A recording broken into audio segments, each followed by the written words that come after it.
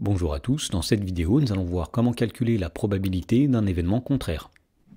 Dans l'exemple, on nous demande dans chaque cas de déterminer la probabilité de l'événement contraire de l'événement grand A. Alors pour faire cela, on va commencer par donner un rappel.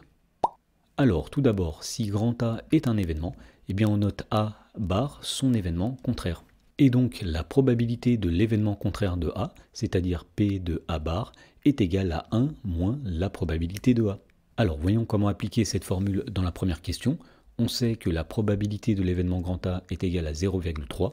Donc pour calculer la probabilité de l'événement contraire de A, c'est-à-dire P de A bar, eh bien nous allons appliquer la formule qui est ici, et on va dire que P de A bar, la probabilité de l'événement contraire de A, c'est 1 moins la probabilité de A.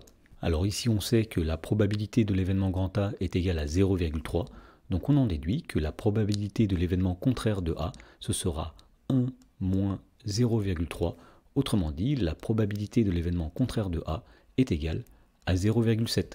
Dans la question numéro 2, on sait que la probabilité de l'événement grand A est égale à 3/5.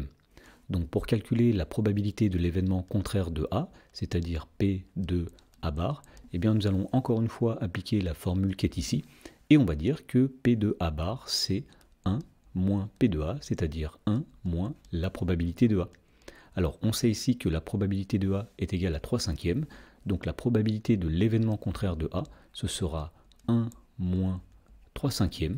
Et donc pour terminer le calcul, il suffit tout simplement d'effectuer ce calcul de fraction.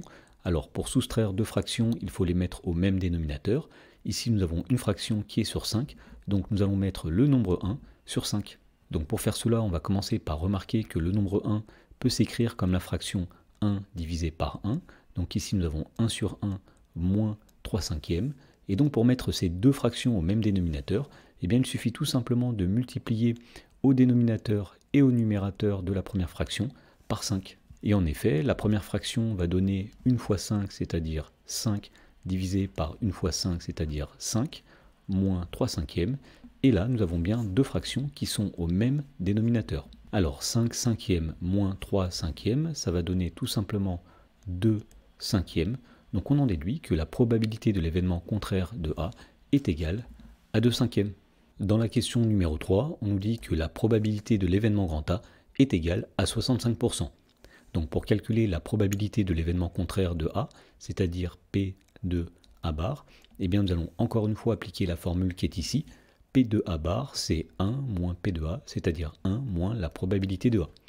Alors, puisque la probabilité de A est égale à 65%, eh bien la probabilité de l'événement contraire de A, c'est 1 moins 65%. Et donc pour effectuer ce calcul, on va écrire 65% sous forme décimale. Alors on sait que 65% c'est 0,65, c'est tout simplement 65 divisé par 100.